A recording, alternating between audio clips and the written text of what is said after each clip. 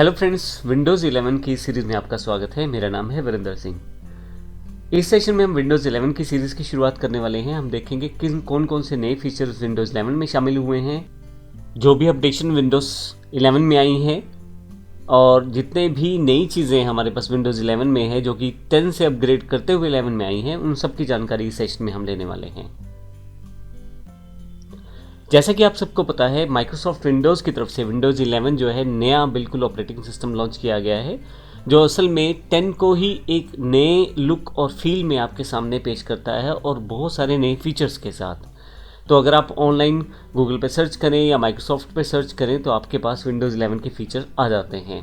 आप Windows 11 features search करें, आपके पास नए सभी फीचर्स आ जाएंगे। तो आइए देखते हैं हम हमारे पास विंडोज़ 11 में क्या क्या नई चीज़ें आई हैं। सबसे पहले मैं आपको ये बता दूं, माइक्रोसॉफ्ट के द्वारा ये बिल्कुल लेटेस्ट नया ऑपरेटिंग सिस्टम दिया गया है जिसमें काफ़ी सारी नई चीज़ें शामिल हैं। मैं यहाँ पे विंडोज़ 11 का जो माइक्रोसॉफ्ट का पेज है, माइक्रोसॉफ्ट की वेबसाइट, उसी को डिफाइन कर रहा हूँ। देखिए आपके सामने यहाँ पे नए तरीके से आप डॉकिंग कर सकते हैं सभी एप्लीकेशंस ओपन की, यानी कि जो आपके पास चीज़ें खुली हुई हैं, जो ऐप्स खुली हुई हैं, उनको आप आसानी से डॉक कर सकते हैं।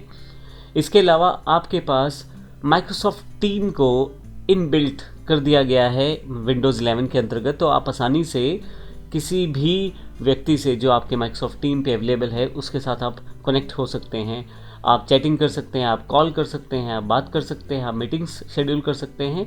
ये आपके पास ऑप्शन अवेलेबल हो चुका है माइक्रोसॉफ्ट टीम का विंडोज़ 11 में।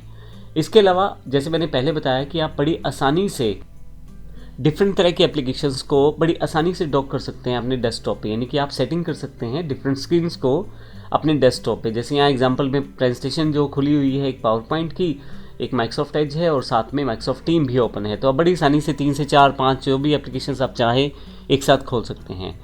तो आप आसानी से अपने काम पे फोकस कर सकते हैं, साथ में बाकी काम करते हुए भी।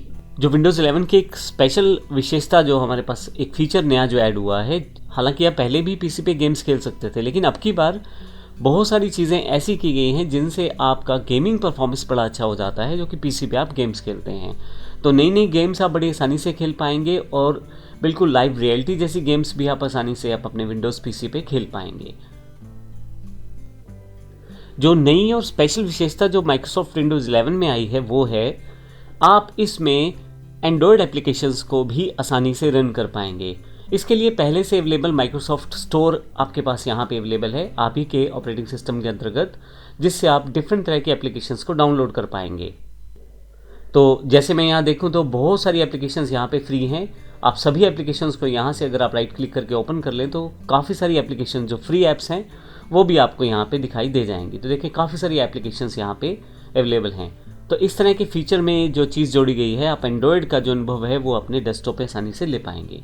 इसके साथ जैसे मैं पहले बता चुका हूँ कि आपके माइक्रोसॉफ्ट स्टोर से ना केवल फ्री बल्कि पेड एप्लीकेशंस भी आपको बड़ी आसानी से अवेलेबल हो जाएंगी। आप फ्री और पेड गेम्स का प्रयोग भी आप कर पाएंगे ऐप स्टोर के साथ ही। इसी के साथ आप डिफरेंट जो माइक्रोसॉफ्ट की पहले से एस्टेब्लिश्ड एप्लीकेशंस हैं उनका प्रयोग भी आप विंडोज़ 11 पर बड़ी आसानी से कर सकते हैं, जैसे वर्ड, एक्सेल, पावर पॉइंट इत्यादि, जो कि नए वर्जन 2019 में उपलब्ध हैं। अगर आप विंडोज़ 10 के पहले से यूज़र हैं और विंडोज़ 11 का यूज़ करना चाहते हैं तो आपके पास बिल्कुल नया लुक फील अवेलेबल है माइक्रोसॉफ्ट की तरफ से। तो देखिए यहाँ पे कुछ स्पेशल फीचर्स हैं जिनको एक तरह से यहाँ पे कंपेयर किया गया है विंडोज़ 10 और 11 के साथ। तो ये आपके पास URL आपके पास माइक्रोसॉफ्ट के वेबसाइट के अंतर्गत ही है, जिसमें compare Windows 11 home versus pro versions के साथ ही यहाँ पे अवेलेबल है। तो यहाँ कुछ कंपैरिजन दिया गया है विंडोज़ 10 और 11 का, जिसमें आप ऑटो HDR जो फीचर देखेंगे, जो कि एक विजुअल एक्सपीरियंस को बढ़ाता है। आप जब अपनी स्क्रीन्स पे काम करते हैं तो बहुत ही बढ़िया कलर्स, बहुत ही इंपॉर्टेंट चीज़ों के साथ इफेक्ट्स आपके सामने सारे शो कर दिए जाते हैं ऑटो HDR फीचर के साथ। विंडोज़ 10 में अवेलेबल नहीं था, विंडोज़ 11 में है। माइक्रोसॉफ्ट टीम का ऑप्शन विंडोज़ 10 में भी था, लेकिन अब की बार एक अलग पिनअप ऐप के रूप में आपके पास पहले से अवेलेबल है, जिसमें कॉल, चैट और बड़ी आसानी से आप कम्युनिकेशन कर पाएंगे अपने टीम मेंबर्स के साथ या किसी के साथ जिसके साथ आप करना चाहते हैं, जो माइक्रोसॉफ्ट टीम पे पहले से अवेलेबल है। इसके लिए आपको माइक्रोसॉफ्ट का एक आईडी चाहिए होता है, जो आपके पास फ्री में अवेलेबल हो जाता है। इसके अलावा जब आप इस फीचर का प्रयोग करेंगे तो आप बिल्कुल फ्री में कॉल, चैट, टेक्स्ट, वीडियो इत्यादि का प्रयोग कर पाएंगे और अपने टास्क बार से, यानी कि यहीं पे ये ऑप्शन पहले से अवेलेबल दे दिया गया है। डेस्कटॉप ग्रुप्स आपके पास विंडोज़ 10 में अवेलेबल नहीं था, 11 में है। आपके पास विंडोज़ जितनी भी ओपन रहती है काम करते समय, वो सभी बड़ी आसानी से ऑर्गेनाइज कर पाएंगे। डायरेक्ट स्टोरेज में आप अपनी हार्ड डिस्क या SSD स्टोरेज है उससे बड़ी जल्दी और फास्ट लोड टाइम प्राप्त कर पाएंगे विंडोज़ 11 के साथ। माइक्रोसॉफ्ट स्टोर इम्पोर्टेंट जो इसमें चेंजेस हुआ है वो ये कि अब आप यहाँ से एंड्रॉयड एप्लीकेशंस को डाउनलोड कर पाएंगे और अपने PC में इंस्टॉल करके चला पाएंगे। ये एक अलग सा रेवोल्यूशन है जो विंडोज़ 11 में आ गया है और हम आने वाले सेशंस में देखेंगे किस प्रकार से हम इसे कर पाएंगे। फ़ोटो ऐप्स हैं जो कि विंडोज़ 10 में भी अवेलेबल थी, यहाँ भी हैं। सीमलेस रीडॉकिंग, आप बड़ी आसानी से अपनी खुली हुई विंडोज़ को रीडॉक कर सकते हैं, यानी कि अरेंज कर सकते हैं।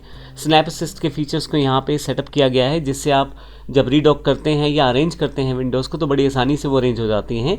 हालांकि ये जो फीचर था विंडोज 10 में भी अवेलेबल था। टच स्क्रीन अगर आप डिवाइसेस यूज़ करते हैं, जैसे कि मोबाइल फ़ोन है, टैबलेट है या ऐसा PC जो कि टच स्क्रीन के साथ है, तो नए जेस्चर्स के साथ आप बड़ी आसानी से उसको कंट्रोल कर पाएंगे। विंडोज़ 11 का जो नया साइज़ है अपडेट्स के साथ वो 40% कम है। इसका अर्थ होगा कि वो आपके पास जल्दी डाउनलोड हो जाएगा और बड़ी आसानी से इंस्टॉल भी हो जाएगा। नए विज़र्ड्स के ऑप्शन जोड़ दिए गए हैं विंडोज़ 11 में, जिसमें photos, news, to do, task इत्यादि आप बड़ी आसानी से यूज़ कर पाएंगे विंडोज़ 11 में। मैं आपको ये भी बता दूं कि आप यहीं से एंड्रॉयड एप्लीकेशंस को भी रन कर पाएंगे और पूरी फंक्शनैलिटीज़ का यूज़ कर पाएंगे एंड्रॉयड एप्लीकेशंस का, जो कि विंडोज़ 11 में बड़ी आसानी से आप चला पाएंगे। तो मैं आपको बता दूं कि विंडोज़ 11 में बहुत सारे फीचर नए हैं। विंडोज़ 11 कैसे आप इंस्टॉल कर पाएंगे, क्या क्या सिस्टम रिक्वायरमेंट्स हैं, उसकी जानकारी भी माइक्रोसॉफ्ट की साइट पे आपके पास अवेलेबल है।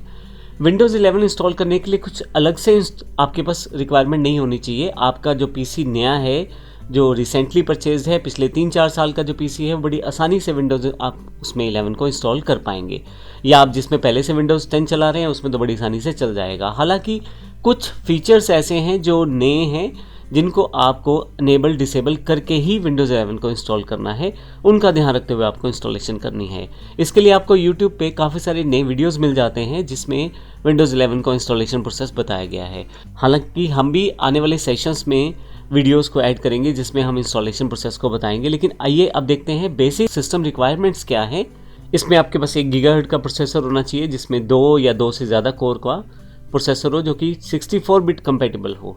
4 GB आपके पास रैम रिक्वायर्ड है। 64 GB कम से कम आपके पास हार्ड डिस्क होनी चाहिए, जिसमें आप बड़ी आसानी से अपनी विंडोज़ को इंस्टॉल कर पाएंगे। इसके अलावा आपके पास जो सिस्टम फर्मवेयर, यानी कि आपको बाय सेटअप में जाके UEFI ऑप्शंस को सेटअप करना है, TPM को सेटअप करना है। TPM जो है ट्रस्टेड प्लेटफॉर्म मॉड्यूल है, ये बड़ा इंपॉर्टेंट पॉइंट है, इसको आपको सेटअप करना ज़रूरी है। ये बायस से आप बड़ी आसानी से सेटअप कर पाएंगे, तभी आप विंडोज़ 11 को इंस्टॉल कर पाएंगे, अन्यथा विंडोज़ 11 इंस्टॉल नहीं हो पाएगा आपके PC पे।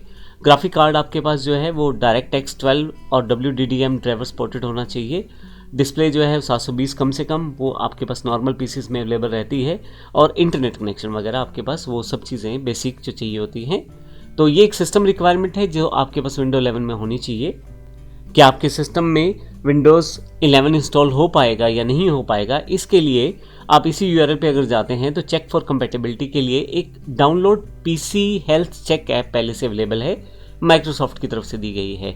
ये आप डाउनलोड करके अपने सिस्टम में इंस्टॉल करें। ये आपको बता देगा कि आपके सिस्टम क्या विंडोज़ 11 को इंस्टॉल करने के लिए कंपैटिबल है या नहीं है। मैं आपको ये बता दूं कि काफ़ी सारे फीचर्स जो हैं वो आपको बायस में जाके इनेबल डिसेबल करने पड़ेंगे। हालांकि आने वाले सेशन में उसका वीडियो ऐड ऑन हो जाएगा आपके इसी सीरीज़ में।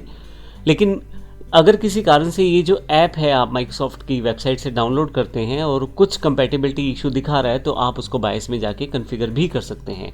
जैसे मैंने पिछले सेशन में ट्रस्टेड प्लेटफॉर्म मॉड्यूल की जानकारी दी है, TPM फीचर आपके बायस में जाके इसे आपको इनेबल करना पड़ेगा। तो ये कुछ फीचर्स हैं जो मैंने ब्रीफली डिस्क्राइब किए हैं इस सेशन में। विंडोज़ 11 की शुरुआत हम कर रहे हैं अगले सेशन से, जिसमें हम देखेंगे कि बेसिक डेस्कटॉप क्या है और किस तरह की चीज़ें विंडोज़ में शामिल कर ली गई हैं 11 के साथ। धन्यवाद।